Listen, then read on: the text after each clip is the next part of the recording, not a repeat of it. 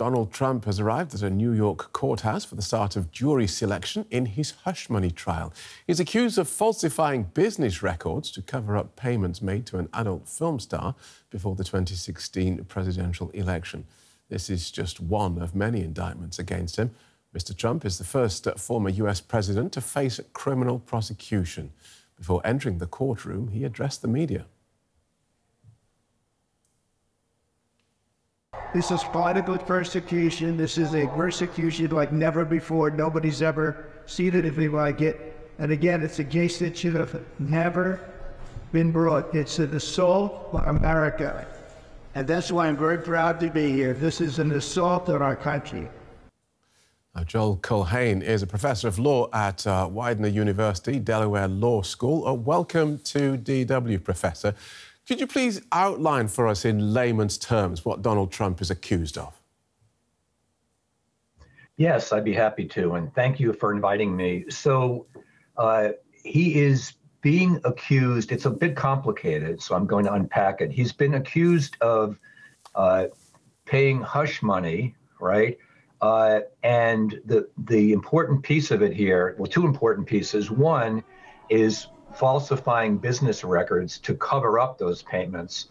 But the more significant piece of it is he's being accused of doing that in connection with a separate crime. And the crime here is interference in the 2020 election. So I'm sorry, the 2016 election. So in order for the prosecution to succeed, they would have to show that the business records were falsified to cover up the hush money payments, and that it was done in furtherance of this plot, if you will, to affect the results of the 2016 election.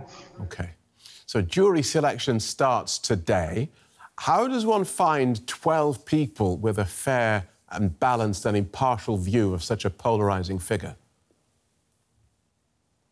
Yeah, that's going to be a challenge, and the parties recognize that. My understanding is that there are 96 at the moment potential jurors that are going to be questioned. This process will take, I'm going to guess, at least 2 weeks to go to completion.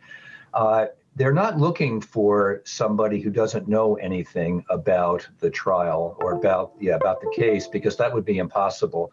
Instead, what they're looking for are people that they're convinced can form a judgment based on the facts rather than on what they think about Donald Trump, which is going to be difficult. And the former president has already indicated that he's going to be very much in the ear of his attorneys as they go through his process. So we could be quite a while in making this decision.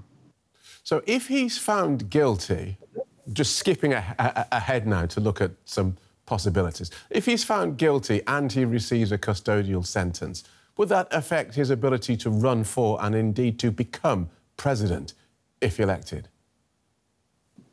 Surprisingly, no. So if he were convicted and imprisoned, there's nothing in the Constitution that would disqualify him from seeking office and becoming president. Now, Congress could do something about that. They could pass a law disqualifying him. He could be impeached. But there is nothing in the Constitution, surprisingly, that would prevent him from assuming the presidency in that case. How he would do that from a prison cell is anyone's guess. OK.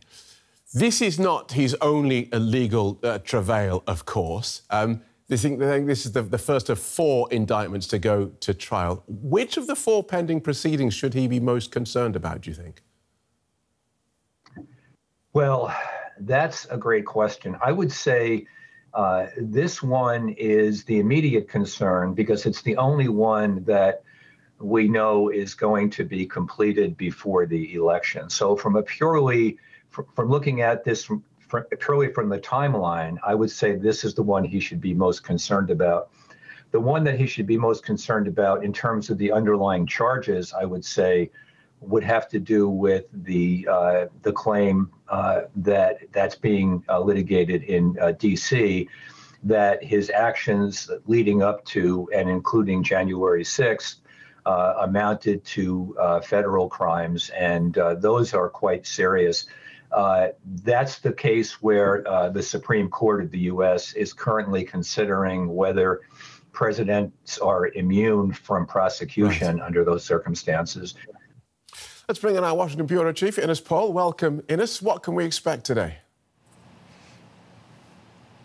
Well, whenever Trump is involved, we have to expect a huge political theater. I mean, we saw him creating a circus-like atmosphere around his previous criminal arrangements, including going straight from a Miami courthouse to a popular Cuban restaurant, for example. For this particular trial, he definitely will get a lot of airtime and will use every single possibility to talk about himself being innocent and that the judges are biased and conducting a witch hunt.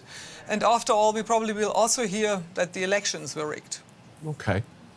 So this case, or one of the big points of this case, revolves around allegations that the former president paid hush money to this adult film actress. How embarrassing is that, even for someone as scandal-ridden as Donald Trump? Well, I personally would say it's embarrassing for a U.S. president to be accused of paying hush money to a porn star. However, Phil, Donald Trump's approach to rules and dignity has changed things in an unprecedented way. I mean, we have to use this word over and over again. I discussed that a lot with his supporters when I'm traveling the country, and I noticed that there are kind of two main responses. Some are uncomfortable with the accusations, but point out that other presidents, like, for example, Bill Clinton, have also faced allegations of sexual assault, and they believe it's common among politicians and shouldn't define Trump's presidency. And then others passionately defend Donald Trump, viewing him as an innocent victim of a conspiracy by woke Democrats who just want to destroy him without any substantial reason. And just so we're clear, these falsifying business records to cover up these hush money payments, is he denying that he paid hush money and denying that he falsified these business records? He is denying that. This is true. He says it's not true. There are very potential sources of information in this trial, and we shall see the outcome. I mean, it is important to notice, if he is convicted, each charge carries a maximum of 4 years in prison, and it could add up to 20 or so years overall. And so would that stop him from campaigning? And if he won, what happens then? If he actually became president and was guilty, what happens?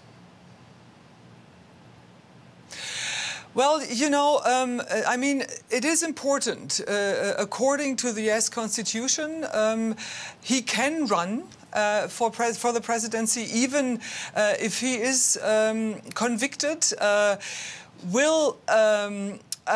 Will this kind of hurt him or his possibilities to win the election?